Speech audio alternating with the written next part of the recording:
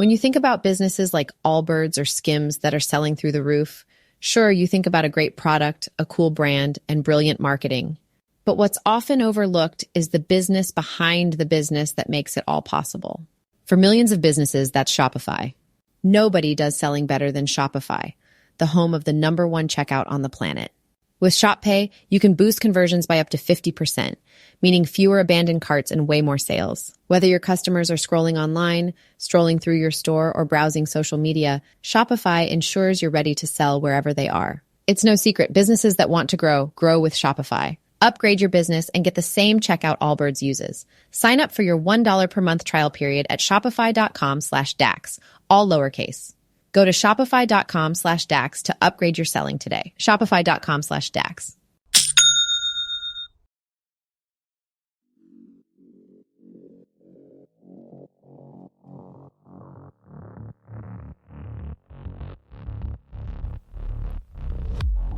Welcome to Like Mother, Like Murder. I am Rachel. And I'm Heather. We bring you the good, the badass, and the crime.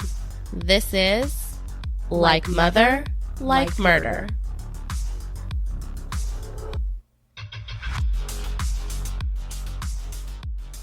Hello, everyone, and welcome to Like Mother, Like Murder, a true crime momcast, where we cover mom-related true crime content every Tuesday, from missing moms, murdered moms, survivors, and much more. Thank you all for being here. If you're new here, if you have been listening forever, thank you, thank you, thank you. We will be getting right into today's episode, and that is because we had a mother reach out to us in hopes that she could come on and share about her two beautiful children who lost their lives too soon in a murder-suicide by their father. Yes, so we are going to get right into that. Here is our conversation with Hope Mader.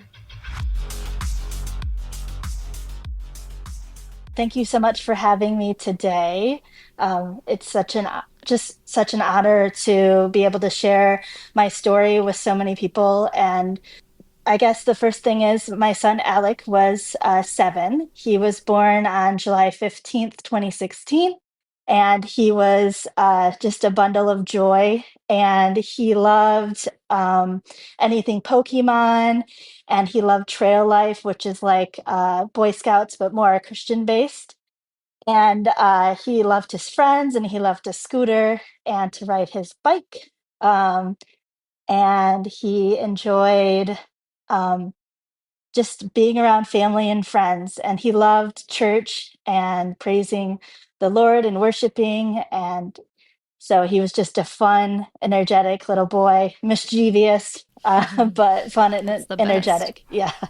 So, and my daughter Lydia was our second born. She was born on May 14th, 2018. And so she was 6 years old. And Lydia was our little princess. We used to call her Sissy instead of Lydia. So her nickname in the house was Sissy. And we got that nickname because when Lydia was born, Alec couldn't say Lydia. And so he said Sissy instead. And so it just kind of stuck. So that was her nickname is Sissy. And she loved anything, anything girly, purple and pink and glittery and princessy. She loved arts and crafts. She loved to color. I had like this coloring bin that she could go in and just kind of take anything out and do whatever she wanted with. And she would often just sit on the floor and color for like an extensive period of time. For a young child, that's very rare. So like she'd sit there for like 30, 45 minutes, an hour, like That's just color. amazing. Yeah, so she loved arts and crafts. And so she also loved to play with Alec. They each had their own rooms, but I often found Lydia in his room playing with his toys and his stuff. And then I'd be like, Lydia, you have your own toys. Like you can go in your own room and play. And she's like, no, I want to play with Alec's toys. I'm like, okay. So, they were like good. They always had a good sister brother relationship. They always looked out for each other. Alec was very protective over Lydia. Always, always. So yeah. And then So those were my two kiddos, and yeah, they're just a bundle of joy, and I miss them. I miss Yeah. every day with them, smiles, like laughter. Lydia did these running hugs where when I would drop her off at daycare, like before and after school care for school, I'd like sign into the book and she'd run, drop her backpack down, and then instead of walking over to me and like hugging me, she'd do a full on like run and like run into me, like almost like knock me over. So yeah, she loved those running hugs. So my body still like feels those like running Yeah. hugs. It's kind of funny. That's Um, a beautiful thing. yeah. I was wondering if you could you tell us like one thing that was your favorite to do with each of them? Cuz that's beautiful, and I'm you saying that you can still feel that. That's so amazing. And I'm like I love hearing about them and their bonds. Like what was something that you love to do? Um, I guess our favorite thing that we did was we did our annual Great Wolf Lodge trip. So, like, I Love would take them it. to Great Wolf Lodge. We did it when Brock and I were still together. And then so I still wanted to continue that tradition even when we were separated, because Yeah. that's something that we always did and the kids look forward to it. So, we went to Great Wolf Lodge in January of 2024, and it was so fun. I remember that trip. We went for 2 nights and the kids had a blast. I took one of my friends with me and her daughter so that like I could hang out with my friend and them, but then also the daughter was a little bit older so she could like watch them and stuff. So it was a lot of fun to see them and to Yeah. see them playing and running around. And I one specific memory with that is I remember Alec didn't Alec didn't want a life jacket at first to Mm. go into the wave pool. And so I was like, okay, that's fine. Like they were really good swimmers, Alec and Lydia. Brock taught them both how to swim and they were really good swimmers. And so I was like, that's fine. You don't have to have a life jacket. Like you, as long as, if you feel tired, you can come back and get one. And I remember my friend's daughter came over and she was like, Hope, you'll never guess what happened. And I was like, what? And she's like, Alec got tired and he walked up to me and said, I need a life jacket. And like we put one on him and it was fine. Like, so for him to Oh, advocate for himself and be like, Yeah. I'm getting tired. I need a life Yes. jacket. Like that's huge because he was only 7. Yeah. So like right. that's like big for him to articulate, especially when other kids aren't wearing life jackets necessarily. So Yeah, I yeah. think I love that it's a testament to you as a mom to make sure like you're encouraging that, like advocating for yourself. I love that so Yes. much. That's amazing. I love Yeah, that. he was a big advocate for himself. So he had severe peanut and nut allergies, Mm. anaphylactic. And so we Yeah. found out when he was 1, he almost passed away. Oh my So gosh. we found out that, and so from then on out, like when they're little, we have to pay attention and stuff. But when he got to be like 2.5, 3 years old, he was able to advocate so much for himself that like he wouldn't eat anything unless he came to me or to his dad and like asked us like, was it okay for me to eat this? Even if an Wow. adult said it was okay, he wouldn't trust what they said and he would come to one of us. That is That's so amazing. good. And that's amazing from a kid that age because it is, impulse Yeah, control at that age is really hard. You see a cookie, yeah, you want to eat it, and but if it yeah, has peanuts in it, that's amazing. yeah. That's It a, was really, I mean, it was really, really good for him to advocate for himself. And totally. yeah, so. And then I guess like my other memory is just like Alec and Lydia, they love to swim. So we would swim all the time because we lived in Arizona. Yeah. So we we were always in the pool, and so they love to swim. And I remember when Lydia first started to learn how to swim, she would hate it. Like she would scream at the top of her lungs, and we were at a community pool in our neighborhood. So like there's other Oh people around, no. and Yeah. so they're thinking like probably we're hurting her, but Yeah. like we weren't. We were just trying to get her to learn how to swim. And so we were those parents that were like, no, you need to learn how to swim. We don't care if you scream, we're still going to Yeah. teach you. Yeah. So, Yeah. yeah, yeah. She got there. She toughened up, right? She toughened up, yeah, and Yeah. she was 5, 6 years old, and she could swim without floaties. Like on her That's birthday awesome. on May 14th, 2024, her sixth birthday, the pool was open in May in Arizona in my backyard, and my sister got her little diving rings that you like that they're huge and like you like can swim through them. And Oh, so I put them in the pool and like she like jumped in and like swam through the rings, and that's one of the last videos I have of her. So wow. that That's was 5 days amazing. before she died. So yeah. Thank you so So much for sharing that. It's important, obviously not only for loved ones, but also for any of our listeners, anyone who we're trying to, expose to the importance of things like this, to remember who they were, and like you said, the bundles of joy, and yeah. we don't want to just see them as names on a page.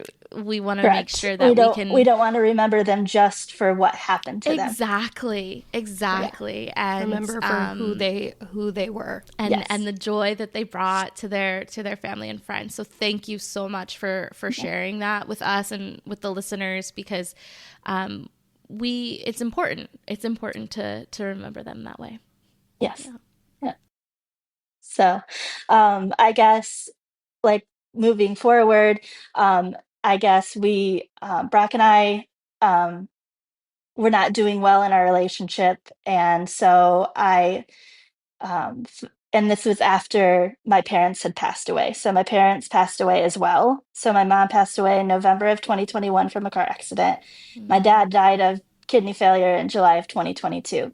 And so after these huge losses, and even before that, our relationship wasn't good, but it was more strenuous after those losses. And and for the lack of a better term, Brock was abusive towards me. mm-hmm. And so in every aspect of the word. And so I felt like it was best for me to leave that situation because I didn't want to live like that anymore. And I knew that God did not want that for me and the kids anymore. And B, I didn't want to live like that because I knew that life was short because my parents died at such a young age. My mom was 63 and my dad was 64. Mm-hmm. And so I wanted to leave. And so I asked for a divorce. And as soon as I asked for that divorce, he then said he wanted to kill himself. So I obviously called 911 for my Mm-hmm. safety, his safety, the kids' safety. And because he said he wanted to kill himself in front of the children. And I wasn't actually in the house at the time. I was walking around outside. Like I walked around the block to try it because was trying to diffuse the situation. Yeah. Um, and so obviously still had the kids inside. And so he said that I was talking to him on the phone, asked for a divorce. He said that he would kill himself in front of the kids. And so I called 911 and, talked to the dispatcher, and she asked like, um, can you go back inside? And I said, no, I don't feel safe to go back inside. I said, I know that's wrong because my kids are in there with him, but I never felt at any point that Brock would hurt the children. Right. I knew that he would hurt me, Yeah. but I felt at no point that he would hurt the kids. And so that's kind of the basis of like where the story starts.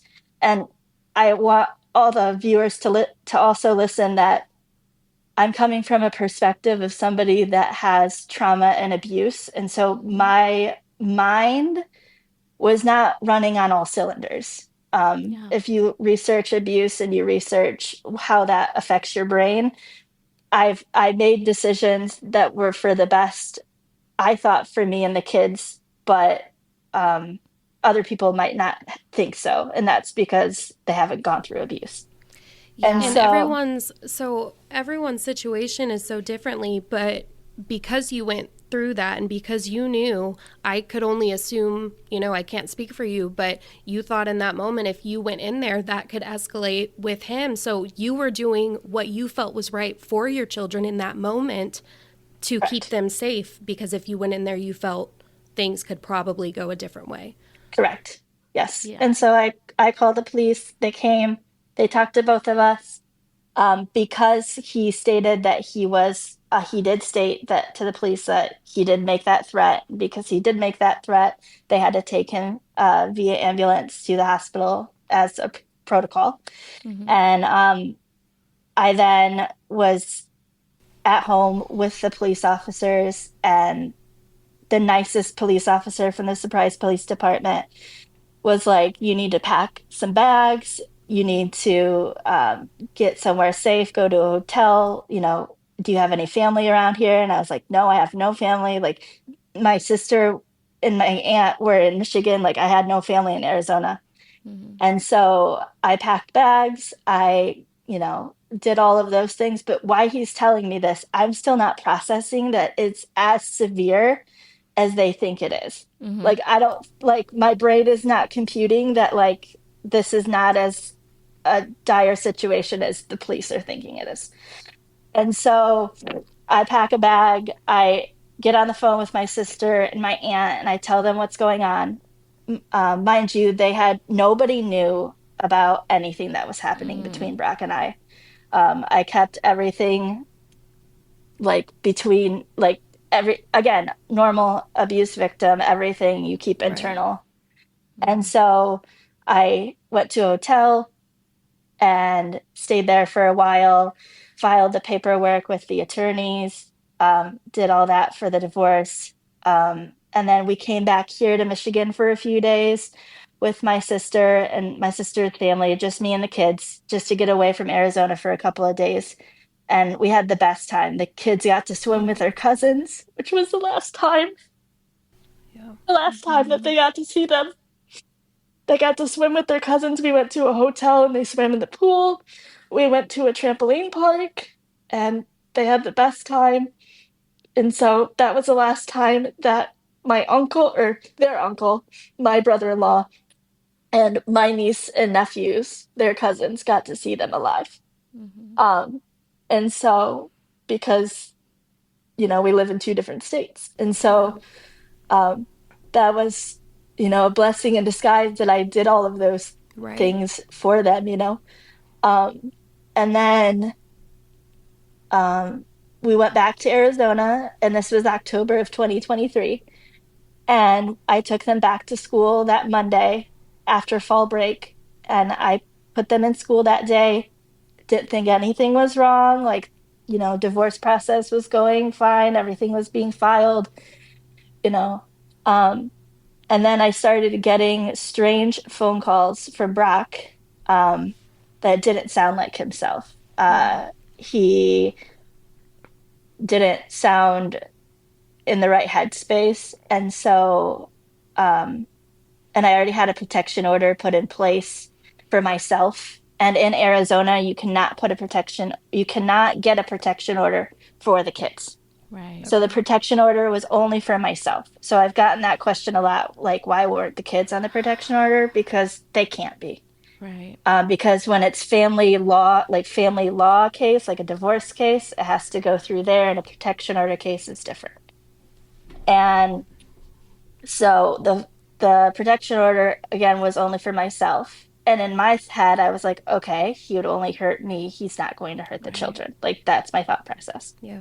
And so he started acting strange. So I went to the police station to talk to the police and saying, like, hey, he's acting really strange. He's giving me these weird phone calls and like saying these weird religious beliefs. And like we were very strong in our faith, but the stuff he was saying was not accurate with what we believe. Mm-hmm. And so um they're like, well, we can't really do anything about it. It's just, phone call. Like, if he comes to your house, if he does something, like, then, we'll step in. But like, they just wrote a report and basically sent me on my way. And So I then got, oh, I go ahead. didn't. Sorry, I don't want to interrupt the thought process, but I do have a question. So a protection order that was in place, it was only like physical, like being there, like him calling you doesn't violate the protection order?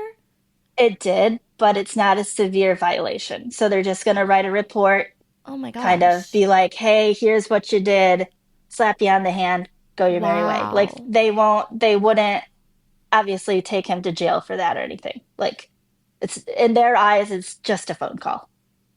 They wouldn't take him to jail for that, but they also wouldn't look into what you're explaining to them is happening. I find Correct. that odd. They listened to the voicemail, they Okay. listened to the things, and they did say it was odd, but they said that I wasn't any physical danger at that point. So they kind of wrote the report, did their due diligence.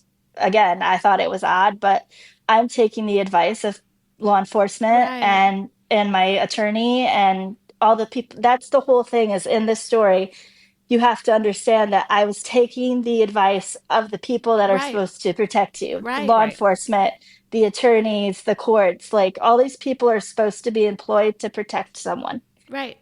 And so I I when I was still at the police station after I talked to the police officer, I got this gut feeling. Like I don't even know how to explain it, but just like this gut feeling that something was wrong. And so I called the school, which I never do. And so I called the school and I talked to the secretary on the phone and I was just like, "Hi, this is Hope Mater. I was just wondering, I just wanted to check on Alec and Lydia and see how they're doing." And she's like, "Oh, well, actually, Brock just checked them out." And I was like, "What?" Like, then I was like, why would he check them out in the middle of the day? First of all, it was a Monday. Second of all, on Mondays, we have half days. So why would he check them out earlier than a half day? Right. Like, it just didn't make any sense. And so I Right. was like, okay, like, I understand. And I hung up and I tried to call Brock. He didn't answer. I texted him. He didn't answer. And and after like an hour, he finally called and I got to talk to the kids. Yeah. Because of the protection order, he called, but I didn't talk to him. I could talk to Alec and Lydia. Okay. And so um I talked to them. They seemed fine. I told like, I'm still like at the police station at this point because I didn't leave because if something would have happened, I was just sitting in the lobby of the police station. And so I told the police officer, like, they sound okay. And he was like, well, I can't really go and get them for you. Like, there's nothing he could do because Brock still had legal rights over them. Was it So his, in your guys' agreement, was it his day? Is that why they were saying, it was too early. So we hadn't filed that paperwork yet. We're still at the right? very beginning of the divorce process. So Okay. no parenting plan had ever come up yet because All we're right. only a week into divorce proceed, like to filing the paperwork. It's Right. only been a Okay. week. And so I was like, okay, the police officer said, just I could text Brock or email Brock back and forth regarding the kids. And he said, okay, just text or email Brock and figure out a plan of what you're going to do tomorrow with the kids, who's going to take them to school, yada, yada. And so I made a plan with Brock for the next day of the Tuesday. And he said that he was going to take the kids to school and then he would pick them up from school because Alec had trail life, which like I said, is Boy Scouts. And he would also take Lydia to that as well. And she would just hang out and play while he would do trail life with Alec. And I was okay with that. I was fine. Again, the kids seemed fine. I could, you know, I'm their mom, so I could tell if something was wrong. Right. And so they seemed fine. I'm saying, I can't do anything. The police officer's Yeah. telling me legally I can't do anything. So I'm like, okay, we made a plan. I felt comfortable with the plan. I went to bed that Tuesday, or sorry, that Monday night. It was like 9:30 I went to bed because I was just exhausted. I got woken up by the surprise police department at like 11:50 p.m. that same night. And they called me and they said, "Do you know that your husband has your kids?" And I said, "Yes." I said, "I've talked to the police officers previously earlier today." And yeah, and he's like, "Well, you need to come and get your kids. They're at this hotel." and this, you need to come and get your kids because we took Brack to a facility because he called 911 on himself because he was having homicidal and suicidal ideation. And so I was like, okay. So I don't drive because I'm visually impaired. So I had to get like an Uber in the middle of the night, get their car seats. Like it was a whole ordeal. Yeah. So I got them, picked them up from the hotel. They were sleeping. So like I picked them up. The police officers helped me find their shoes and like all their stuff that I needed. I like took them back to the house, put them in bed. And then like it just dawned on me like, this is not Rock. Like he would not be leaving voicemails about these random, religious things. And then he wouldn't be calling 911 on himself because he was so paranoid and he was having homicidal and suicidal ideation. Like he's not in his right mind. Right. Yeah. And after reading the police report, or like it wasn't a police report, but after reading the dispatch notes from that evening, I could definitely tell that he wasn't in his right mind. He called, he was severely paranoid.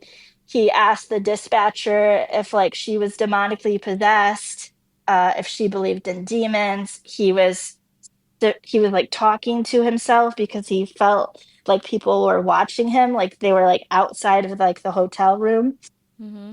like the windows and stuff. And um I actually found out from the police or those dispatch notes that the police officers had their guns drawn at the hotel Oh, door, and the kids are sleeping like yeah. Right Right there. there. 15, 20 feet Yeah. from them. They're literally like, they were on a fold out couch. They're literally right in front of the door.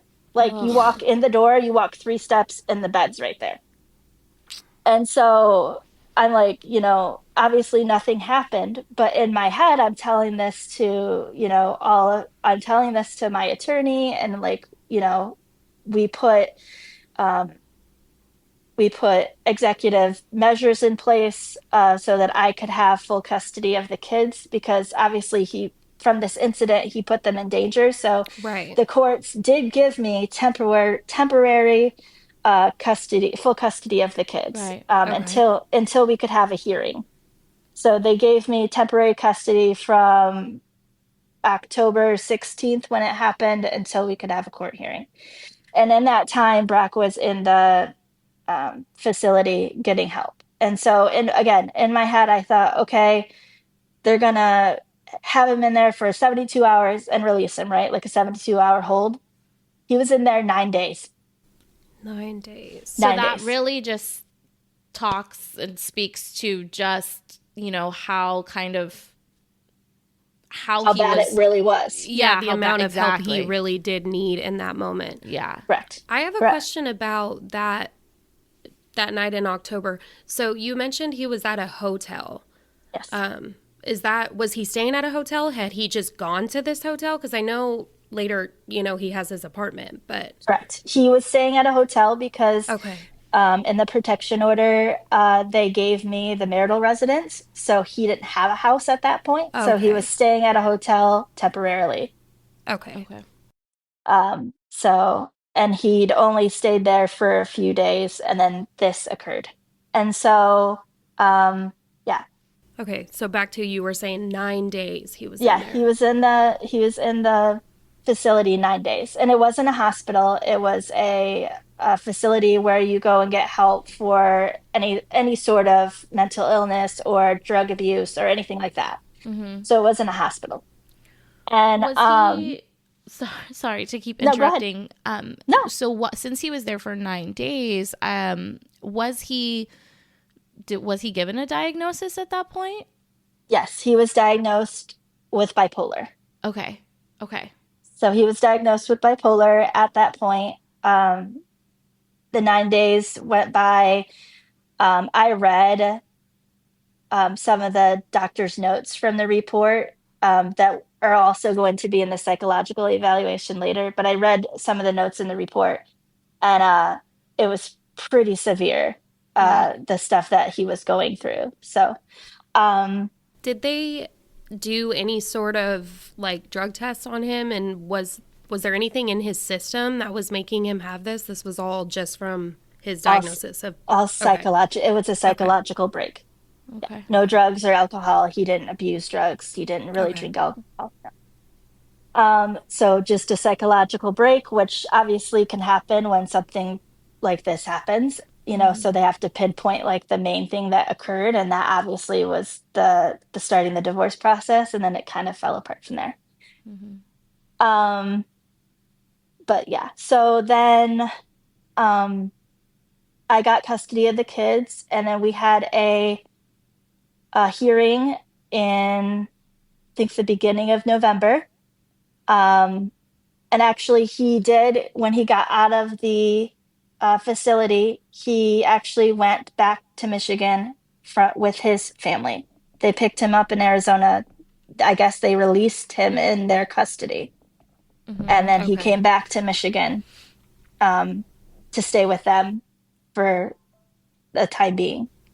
Okay. And so when we had our court hearing, I was there in person and he was virtual.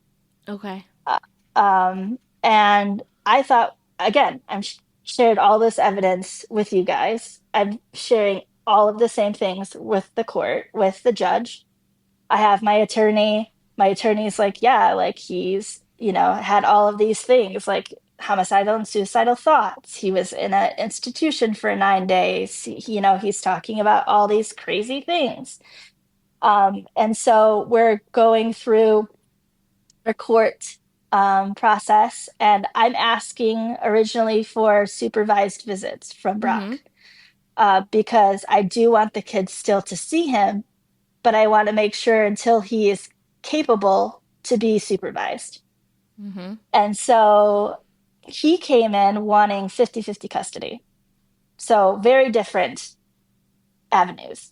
I wanted Right. supervised visits. He wanted 50-50 custody, like right off the bat. And I explained why I wanted supervised visits. I explained, all the reasons why that I explained to you guys. My attorney cross-examined Brock. The one thing that kind of stood out to us in the cross-examination was that when my attorney asked, do you think, Brock, that you put the kids in danger that night in October? He said, no, because they were sleeping. That doesn't, okay, I'm sorry, that doesn't really make any sense. Because, again, just because you're sleeping doesn't mean there's danger. So, like, if there's a fire and you're asleep, you're still in Yeah. danger of the fire. Right. Yeah. Right. So, again, going out of that court hearing, my attorney and I are like, okay, we got this. Like, he's not going to give him 50-50 custody. He's going to do something. Like, if it's not supervised visits, he'll do something, because obviously that's not a normal statement to come out of somebody's mouth to say, no, they No. weren't in danger because they were asleep, Well, and even if he hadn't kind of, in my and all the other opinion, stuff. yeah, exactly. That's exactly what I was going to say. Because even if he hasn't incriminated himself by saying that, because I'm sorry, that's just, like you said, that's not a normal statement.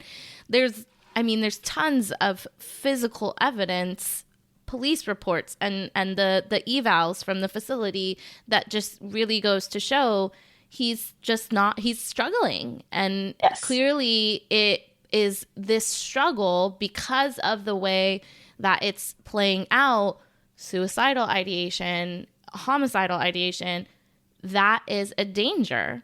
And so like clearly Not to just my kiddos, but to himself, right? Yes. Like, Right. it's not that, like, yes, I was super scared for the kids, but obviously I've been with this person for I was with him for 13 years. So Yeah. obviously I still care for him as a person, and I don't want anything to happen to him. So I'm Right. also, there's part of me that's, like, okay, like, he's their father. There's no love for him, but like, I still care for him as a person, Right. and Right. he's still their father.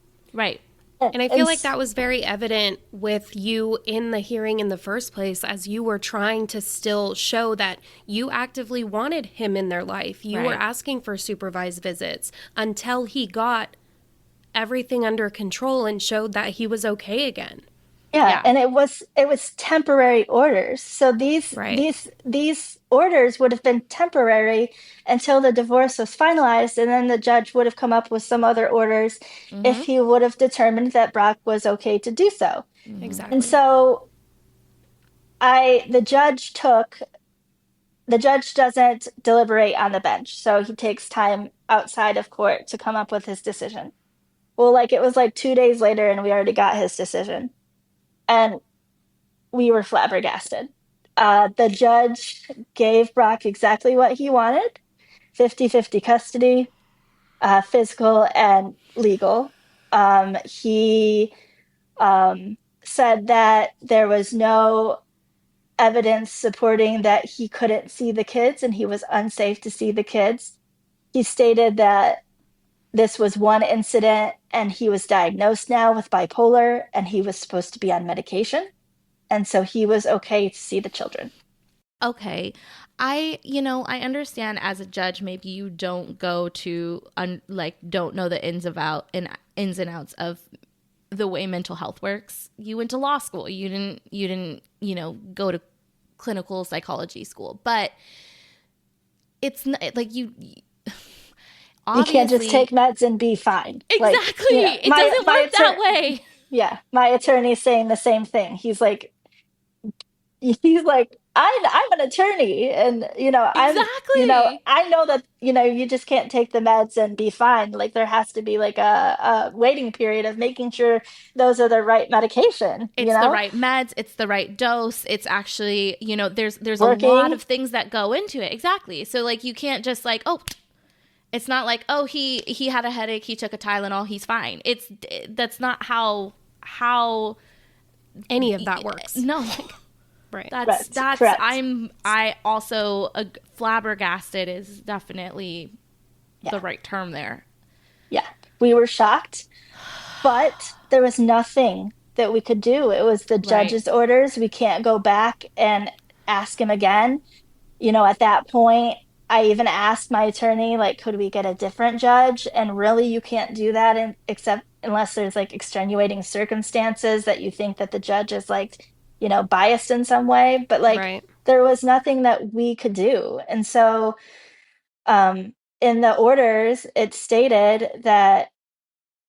two different types of plans. It said if Brock stayed in Michigan, that he could see the kids on long breaks and during the summer. And I knew that he didn't want to do that because, again, he wanted to be in their life. And Right. so he came back to Arizona. This would have been in November.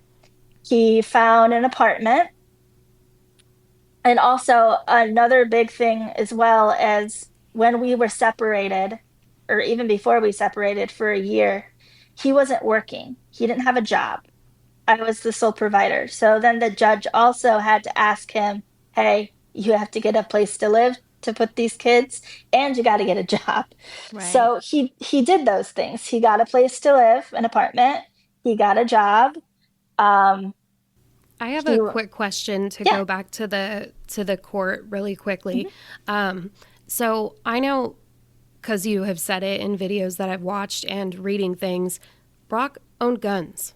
And so, how Correct. is this not something in the court, too, that says not only has he said these things, not only has he made these calls, not only has he put the children in danger, not only is he putting himself in danger, not only has he been diagnosed and he needs the proper help, but he has access to these. The This guns, yes. wasn't a No. this was a Be- conversation or no? No, because of the protection order that I put in place with a separate judge. So I want you to Okay. understand, like the protection order with that Mm, judge was one judge in my county, or Okay. sorry, in my city that I lived in Surprise. The the family law judge was a different judge. They didn't right. communicate, obviously. And so when I got my protection order, I put in there that he had guns and I didn't want him to have guns. Right.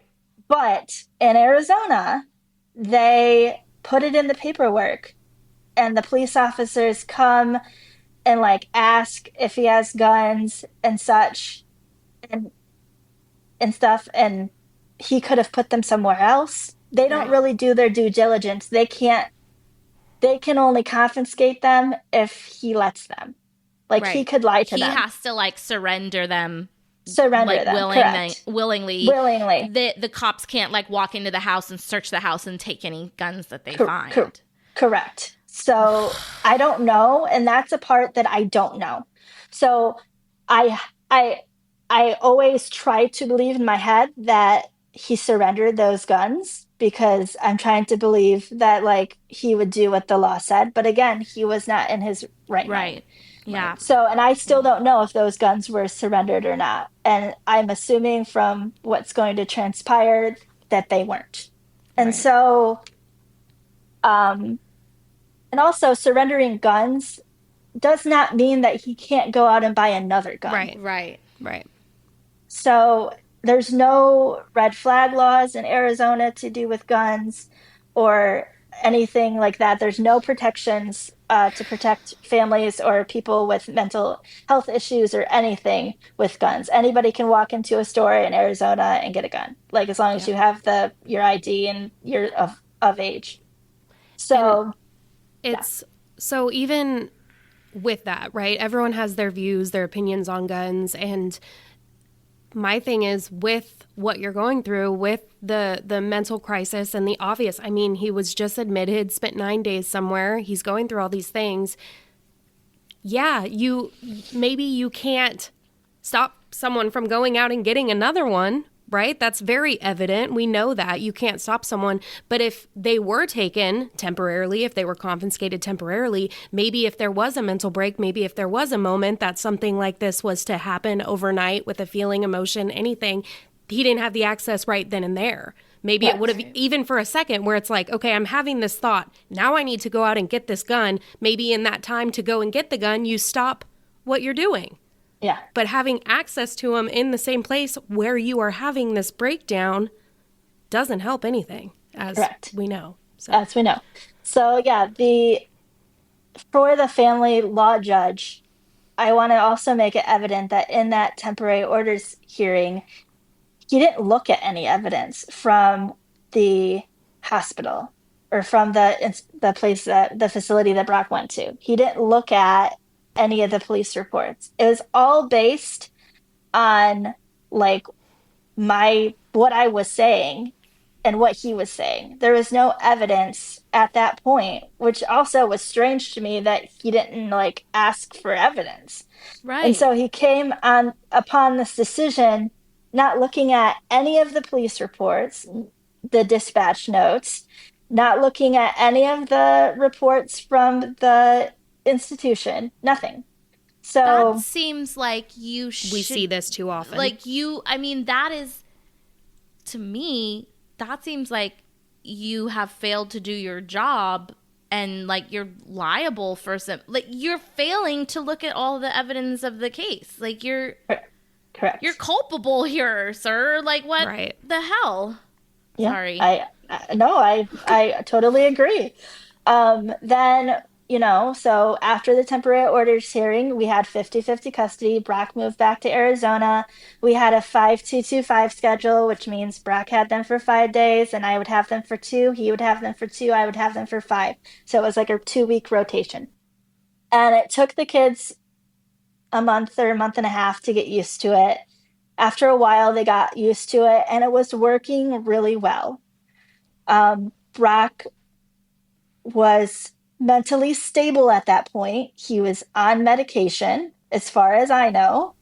Also, in the temporary orders, the funny thing that we asked for was to have Brock somehow show the court that he was taking medication. Well, Right. the judge, instead of doing that, the judge wrote in the temporary orders that I could ask him if he was taking medication.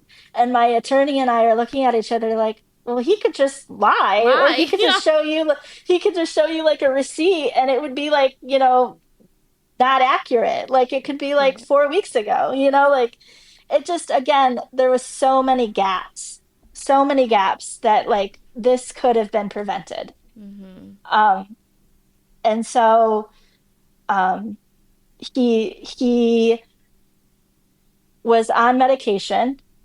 His mood was stabilized. we started co-parenting. The kids were thriving in school. They were doing well at his house. They were doing well at my house. Because I had the protection order, I would have to have people take the kids to him and bring them back to me because I couldn't have contact with him. Right. So that was also something really nice is I had 3 sets of different people throughout the time that we were separated go into his apartment on different occasions and check, make sure the kids, had clean beds, make sure that the house looked okay. Like Right. make sure I made sure that like, they were okay, like, Yeah. and so that made me feel better because I had 3 different people coming back to me saying, yes, it looks like he has food, they have beds, they have clean clothes, like they showed me their toys, they were excited. Like, and I want you to understand too, the people that were going into Brock's apartment and stuff were friends of both of us. Right. And so I trust, I trust their opinions too. Like, Yeah. and so, you know, time goes by and now we're into 2024 and we are co-parenting well.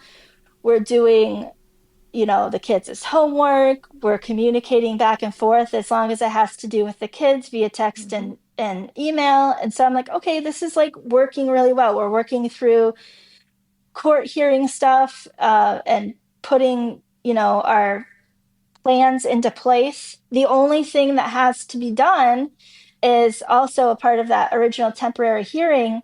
The judge did ask for Brock to have a court-ordered psychological evaluation be done. And so that had to have been done by March. And so again, I thought that everything was going okay. He had this court-ordered evaluation. But again, Brock he was not dumb. He was very, very smart. He was an engineer. He knew how to play the system. He knew what to say and how to say it. He could play people if he wanted to. And I think that he knew how to answer those questions in the psychological evaluation just right so that it didn't raise a lot of red flags. And so looking at the psychological report now, I do see red flags and there is gaps from the report. And I am seeking other counsel currently for that to see if something can be done. But that's hindsight. So, Right. yeah. And he was at this point he's supposed to be on medication, right? So, that's all the more, it makes his head all the more clear for him to be able to, Right. say what he He needs was to say. Correct, because he wasn't in that state where he couldn't function. He was Right. in a better state where he could think more clearly Right. and he could play the system. Right. And so, yeah. And I wanted to also tell you, he was diagnosed with bipolar, but when he went into his manic episodes, that's when he was hearing those voices Right. and being very, very paranoid. So it was almost a schizophrenia type of thing. Yeah, But they it's- couldn't diagnose with schizophrenia in those 9 days because they need more um, data points and Right. more evidence of that to diagnose that severe of a condition. Right. Right. But he did have hearing voices. Yeah, he For was sure. hallucinating and he was having obviously paranoid delusions, which is in severe cases of bipolar, especially unmedicated bipolar, does happen. And you see the same. I mean, obviously, those are also very, very common auditory hallucinations, and paranoid delusions very common in a diagnosis of schizophrenia as well. But like you said, even though they share symptoms, it depends on length of time, it depends on severity, it depends on Right. a lot of different things. So Correct. Who's to say that if he hadn't maybe been in that facility longer, or if he had gone unmedicated longer, or even just medicated but over a longer span of time, that, eventually there could have been an additional diagnosis. Correct. Yeah. Correct. Okay. And so, yeah, everything was going really well. I mean, we were at the end of April, we got his psychological evaluation back. The judge basically was like, based on the evidence, um, he made his decision of like Brock is still fine to have them 50% of the time. Which again, like I said, now there's gaps in that report, that there was supposed to be stuff written in there that was not written in there. And so, yeah. Um, and so now, in April, we are going through final preparation for divorce. So we're laying out what holidays we're going to get, what days the kids are going to be with him, what days are the kids going to be with me, all of those things. So in May, because the summer plan was going to be different than the school plan, meaning the Right. kids were going to not be in school, and so we had to figure out what was going to happen there, who was going to take them when. In our summer plan, I was supposed to have them Monday through Friday because I was a teacher and I didn't work during the summer, and then he was going to have them every weekend. Sorry, Monday through Friday, and then he was going to pick them up Friday morning and have them till Monday and then bring them back. So that's how it was going to be. Because he was giving me all of these green flags, he was showing me, with evidence from the police report, the courts, like all of the things. I was following what the courts had, and he was showing me that he was able to be a good co parent. I felt safe to drop the protection order on myself. Again, the protection order has nothing to do with the kids. Right. And so I dropped the protection order on myself so that Brock could come to my home and pick up the kids and drop them off because I didn't drive. So that way it just would be easier. So we were Yeah. making these plans and putting these things into place. So that was May 1st. And then May 7th, he went on a business trip. And because we dropped the protection order, we were having more contact because we had to do things for certain financial things. So we would meet at the bank and we would sign checks together and put, all of that kind of stuff. So Right. I seen him in May. I saw him a few times. So it wasn't just communicating on the phone. I saw him and I was like, okay, like, he seemed normal, or at least the Brock that I used to know. Right. Yeah. And like the healthier mindset. Right. At that time, you thought things were looking up. Correct. And I was like, okay, good. We're only a few weeks out. The paperwork will be signed. We're going to be good co-parents. It's going to be great. And then May 14th was Lydia's birthday. I had her for her birthday. It was on a Tuesday. So again, we were good co-parents. Brock let me have the kids on certain days, even if it wasn't our days. So we communicated really well. If he had a business trip, I took the kids. If he was supposed to have them, like we were, Yeah. we were Working co-parenting. together. We were working together. So I had Lydia. He had Alec on that Tuesday. I had Lydia for her birthday. We went to Red Robin. She didn't want me to wrap presents that year. She wanted to go to Walmart and pick out her own presents. Oh. And she was so excited. So we went to Walmart. She picked out a ton of stuff. And now looking back, I'm so glad that she did because that was her last birthday. Yeah. So she picked out so much stuff, art supplies. She picked out a big bluey coloring book, like tons of stuff. And we came back to my house. We had cake and ice cream. We swam. So much fun. My friend painted her nails. Um, then, that was the 14th. Everything was fine. We went I took her to school on the 15th, and then I got to see Alec on the 15th and the 16th. Those were my days, and so I spent time with them. We watched Airbud. They'd never watched Airbud before. And so growing up as a 90s kid, I was like, Oh I'm so yeah, Air excited. Bud. So I'm so excited. And they really liked it. And he even asked me, he said, next weekend when we come back, can we watch the other Airbuds? Because I showed them that they had like the soccer one and the football Yeah. one and all the different ones. And I was like, yes, we can. And like they were super excited. I took them to school on the 17th of May, which was a Friday, and dropped them off at before and after school care. And um, that was the last time I saw them alive. Gosh. So I had no clue that what was about to transpire. Um, Saturday, the 18th was a normal day. I thought they were, again, when Brock was with the kids or when I had the kids, we didn't communicate because in the court orders, when it's your time, it's supposed to be your time. Right. You're not supposed to like intercede and stuff like that unless it's necessary. Yeah. And so I got a lot of messages on social media on my videos. Well, how come you didn't talk to them that whole weekend? Because we never did. Right. Like Right. that just wasn't a part of our thing.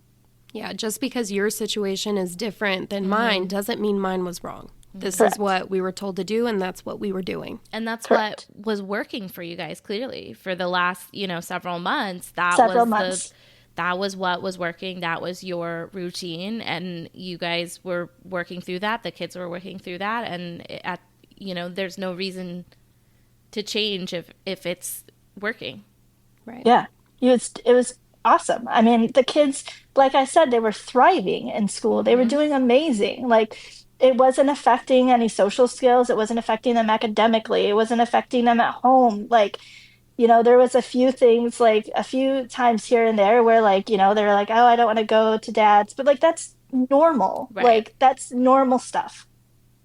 And so on the 18th, I'm not sure what they did, but I went to a Matt Rife comedy show and I laughed so hard. I had the best time.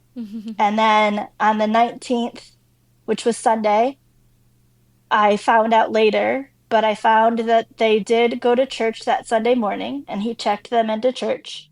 If they were with him, they went to the 9 o'clock service. If they were with me, they went to the 10:45 service. So that way, like, and that's just how it was with the protection order put in place. And because even though we didn't have a protection order, we just kept it because the kids were used to it. Right. So he took the kids to church, checked them into kids' church that morning. I know that because I had the pastor check the timestamp and they were checked in. Um, Later on the 19th, um, based on police investigation of people that were at the apartment, they heard what sounded like fireworks, and they came outside to investigate. They didn't hear anything else, so they went back inside. And that was between 9:30 and 10:30 p.m. And so that's when they think that they actually were killed. I did not know anything was wrong until the 20th, which Right. was that Monday. Because that would have been your day to. It would not have been my day. Oh, I okay. I no. I knew something was wrong because I got a phone call from the kids at school saying that there was an unexcused absence. So if there was an unexcused absence or any type of emergency, they would call me first. Right. I worked for this specific school district for many years, and so I was the number one person on call, like if there was an emergency. And so they called and they said, "Hi, Hope, just want to let you know Alec and Lydia didn't come to school today." And I was like, "Okay." And she's like, "I just want to let you know too, like just so I double checked because there was incidents previous in the year where like the kids would have like a substitute and like one time Lydia had a substitute, the substitute marked Lydia absent, but she was Yeah. really there. So Yeah. we like freaked out. Yeah. So she was like, just so you know, like I checked, I went down there, they're not here. And I also want to let you know that they didn't go to Dance Club this morning. And I checked with them and they weren't checked in there either. And I was like, okay. Like, again, there was like, I was like, it's odd, but I wasn't panicked right at that moment. So I got off the phone and I called Brock and he didn't answer. And so I was like, okay, that's weird. So I texted him, still no answer. Called him again, no answer. Called my attorney, told him what was happening. He said, don't freak out. Like maybe something's going on. Like again, nobody was alarmed because we had several months of okay behavior. Right. Right. So he was like, just wait and like do a welfare check in a few hours. And I said, okay. And I didn't wait a few hours. I think I waited 45 minutes. Yeah. And I went over there. I had a friend pick me up and we went over there and I knocked on the door and no answer. And that's when I started to get freaked out because if they were sick, I would have heard them inside. Alec and Lydia were very loud. Like they would have been like, there's somebody at the door. Like they would have been Yeah. screaming. And so I got worried. I turned around and noticed that his van was in the parking lot of the apartment. And so then I got doubly worried. And so then I called 911 and I first called a non-emergency line because again, I'm trying not to freak myself out. Sure. And so they didn't answer. So then I was like, okay, let me call actual 911. So I called 911 and they like were asking me like, why do you think there's something wrong? And I said, because I got an unexcused absence and they didn't answer. I'm here. I knocked on the door. They didn't answer. And they're like, well, do you think they could have went for a walk? And the weird thing about that day is it was raining and it does not rain a lot in Arizona. Right. So I was like, they're not walking in the rain. Like, Yeah. no, I know that they're not there. I had the apartment manager make sure and go look in the pool and make sure they weren't swimming. Like I checked all the things. Yeah. Um, so I'm telling the dispatch this, and I explained he had mental health issues and he was, hospitalized, in October, and explaining everything. And they had the police come. I talked to them. They're like, well, it's first. They're like, well, it's not your day. That's what they said. But I don't so I have so but yours are probably, are you getting them that night or when do you get I'm getting them Wednesday. Wednesday? Okay, so you're getting them Wednesday. Okay. That is It's one thing. It's Monday. It's Monday. But I'm getting them Wednesday. Yeah. here's the thing. If you I understand that like the time with your co-parent, that's the kid's time with the co-parent. But if at any given time you are worried for their safety, you're still their guardian. Like you should still be able to have a say in, I don't care if it's not my day. I don't care if it's 2 days from now. I mean, in your guys' agreement, there has to be a thing that says, well, it's not like he's allowed to take him out of state without consulting me. Correct. So that was his first response. Okay. Then I explained to him all of the stuff that we've talked about. Okay. Yeah. And then he decided to then go talk to his other police officer people. And they started announcing themselves, banging on the door, banging on the windows, walking around the apartment as much as they could. He was in the front unit, so he had like 3 windows, and then he had like the door. So they were like announcing, and they were banging on the windows. They called him, and they're asking me like, "Did you hear the phone ringing inside?" I said, "Yes." I said, "That's not normal. He usually takes his phone." Like, you have to kind of convince police officers that you know what you're talking about. Right. That's what I kind of felt. Like, I was like, no, I know what his phone sounds like. I know that he wouldn't leave his phone. Like, this is Right. not normal. So I His had to van like, is right there. The Right. kids Yeah. are not in school. Every Yeah. single thing that I'm telling you adds up. So Yes. do something about yes. it. So I had to like convince them. And so he was like, okay, like, and then he went off and like talked to his other cop buddies again.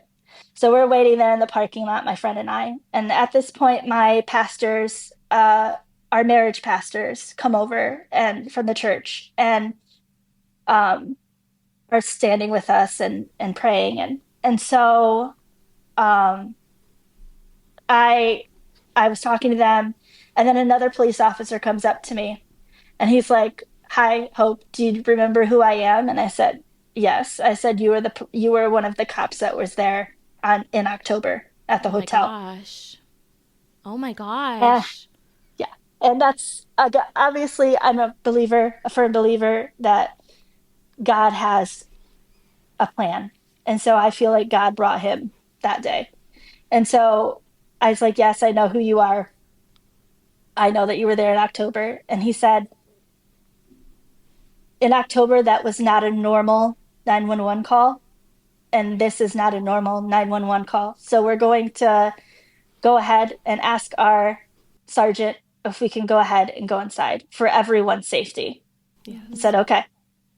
And so they asked their sergeant and they let them go inside.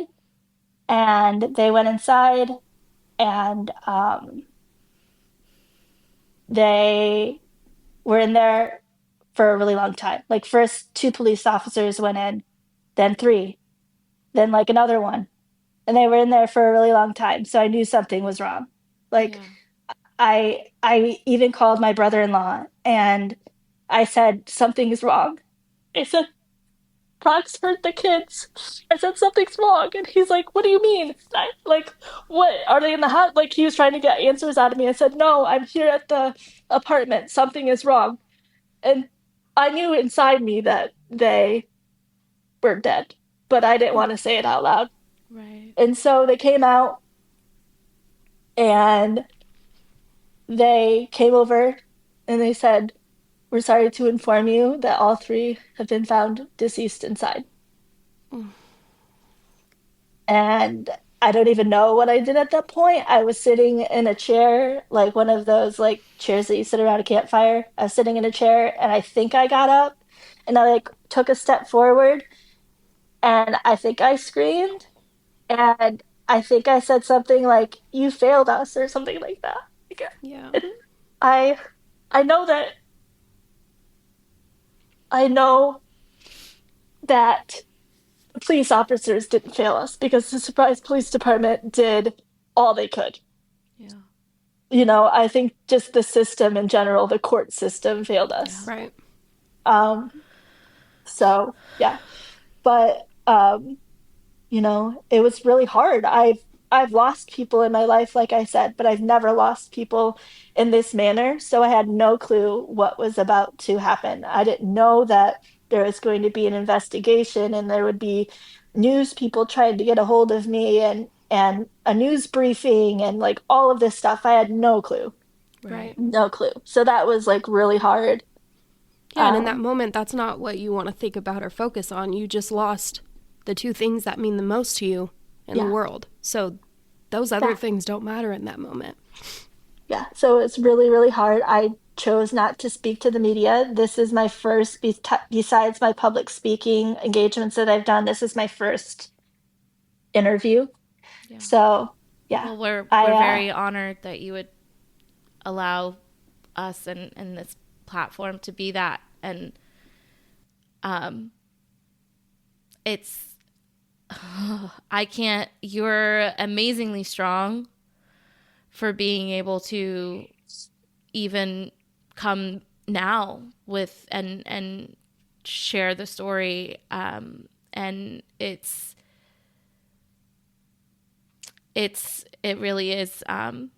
I mean, I think by now, Rachel and I are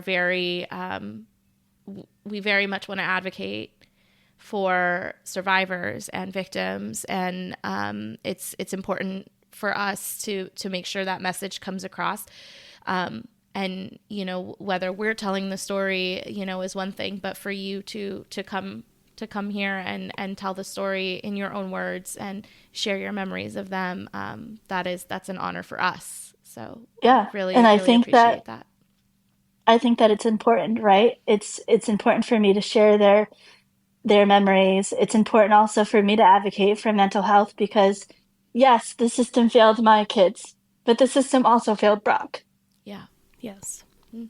So, you know, and that's been super hard. I have a very strong faith and I've chosen to forgive him because I can't do anything about it now, you know? Yeah. So, um, but I just hope that my story and other stories that I've heard can help other people because this needs to stop happening. There's over 420 kids that die of filicide, which is what my kids died of when you are murdered by your own parent. That is called filicide, and there's over 420 kids just within the United States that die every year on average. That number is way too high. And with you saying that, I know you have more to say about it, but you you reached out to us, and that was after another story that we shared. We shared Rowan Maury's story when we talked to Brandy, and that is another story where filicide took place and Rowan lost his life and at the hands of his father.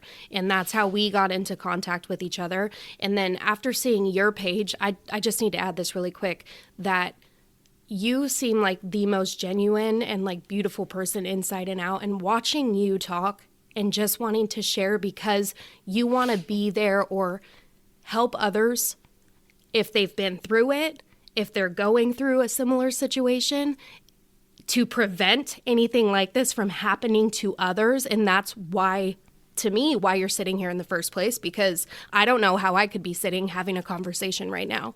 And maybe it's God behind you and your faith and coming here and knowing that your kids are, in their forever home right now. That part is unfortunate because you want them there with you, but maybe that's why you're able to have these conversations and still advocate and fight for others at this point. Yeah, I think that one thing that stuck out with me from Brandy's podcast that she did with you was she said that she tries to flip the script and maybe God made her be Rowan's mom for a Yeah. reason for the short time he was there on Earth. And I fully believe that too. Yep. So with Alec and It's, Lydia, I got yeah. 6 and 7 years, but there's a reason. Yeah. 6 and 7 years that they knew how much you did and all of the stories and how you talk about them and those, unfortunately those last days, but Yeah. Great Wolf Lodge and those years are such beautiful years, and being able to have those memories and her Lydia's birthday and not wrapping presents, that's going to be something that you have forever. Yes. Ooh, look, I I'm okay. know. I'm I think never we all all right. need like a second with the tissues. It's a lot. It's a lot. Yeah. Yeah. So, we've talked a little bit about that, the advocacy that your kind of mission here is the advocacy. So, just to speak a little bit more to that, we've seen throughout our talk today just all these different places where you go, this is right here. This could have been avoided. It could have been avoided right here. It could have been avoided right here.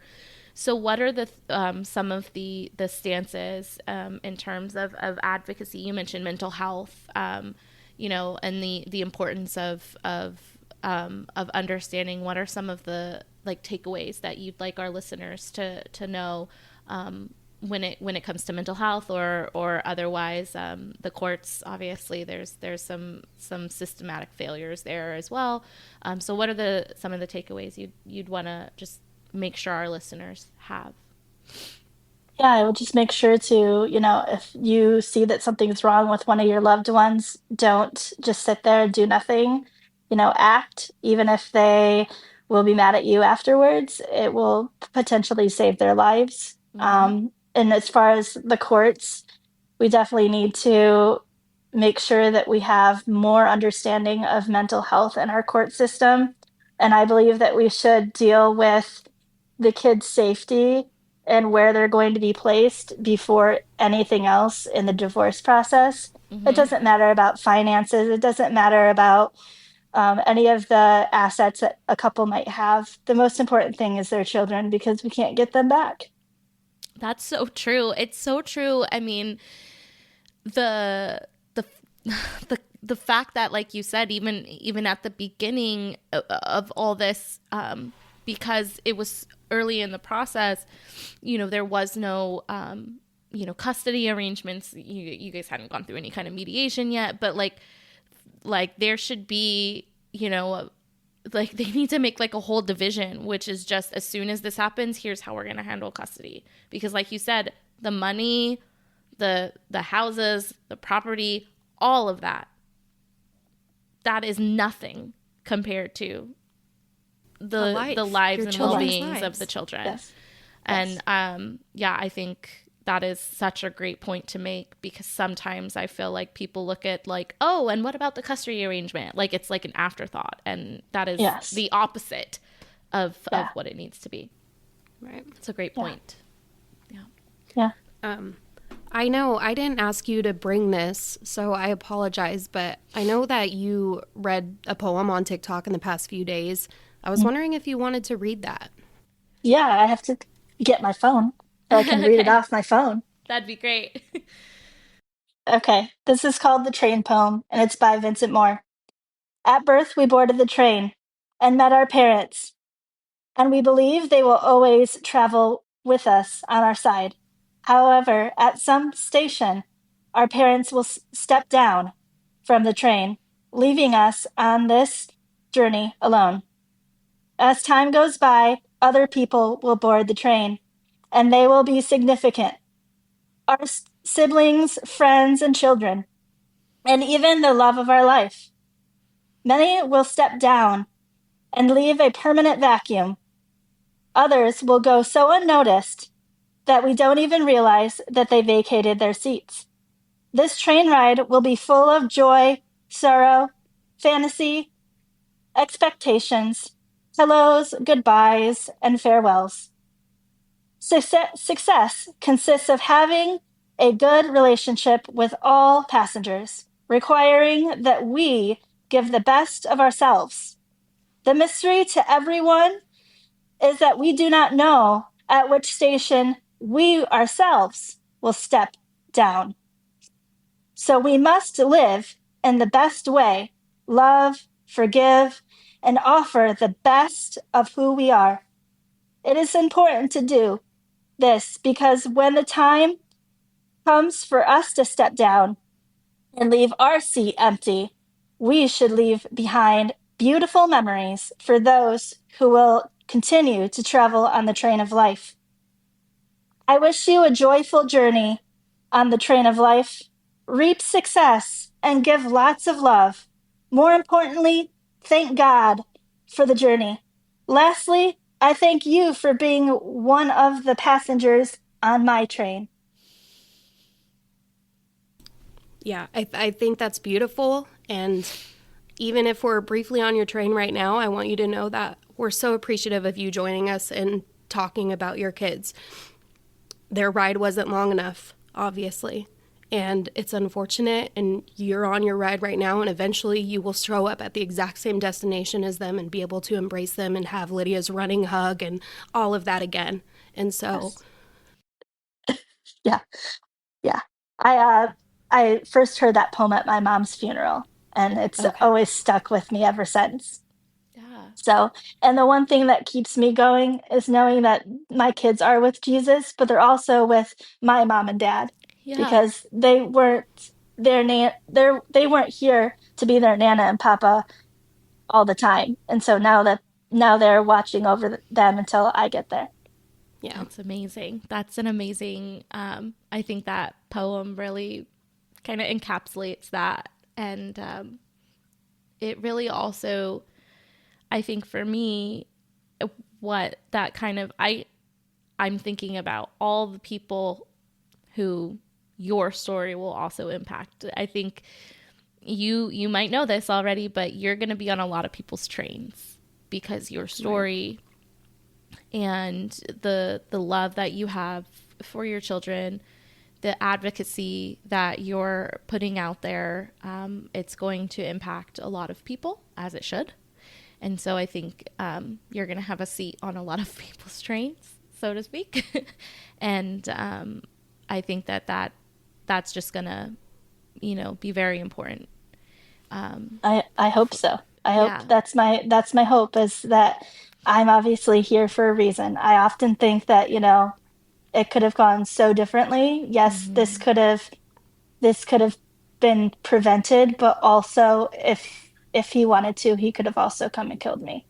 Yeah, that's So, true. You are definitely here for a reason. I do have a question. Do you have anything right now that you have like in the works when it comes to any of our listeners where they can follow you? Or I know that they could follow you on TikTok and we'll share all of that, but do you have anything else that you're kind of like working on possibly that they can be a part of or help in any way? yeah, I have an Instagram, Facebook, and a Okay. YouTube as well as my TikTok. It's Hope in the Pain. And then I'm also writing a book. Nice. I'm about halfway through, and hopefully it will be out, next summer. Yeah. So We'll have to have you back on, and we will push that, because the more platforms, obviously, that we can share the story, and make sure people know what's going on, is important. So we'll have you back on. We'll push that book. We'll make sure that thank people, you. we'll shout it from the rooftop so that people know.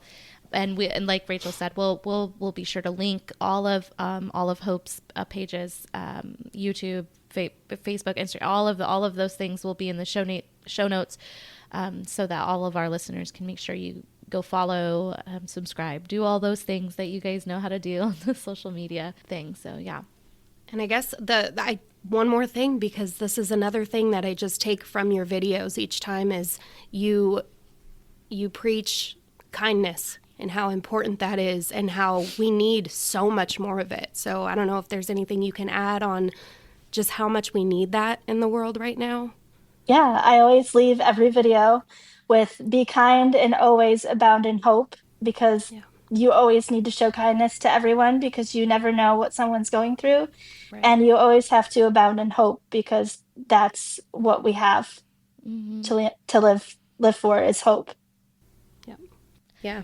Well, thank you. Thank you so much for sharing all of that with us and being here today to talk about it. And if there's anything that we can do or any way that we can help to support you, or just throughout the journey, like if there's anything that you want to share with us, or if you need to talk to someone or whatever, we hope that we can be there for you in any way that We're we can. on your train however you want to. Yeah. Thank you so much for letting me come on and share today. You have no idea how much it means to me that you accepted my request to do this. So.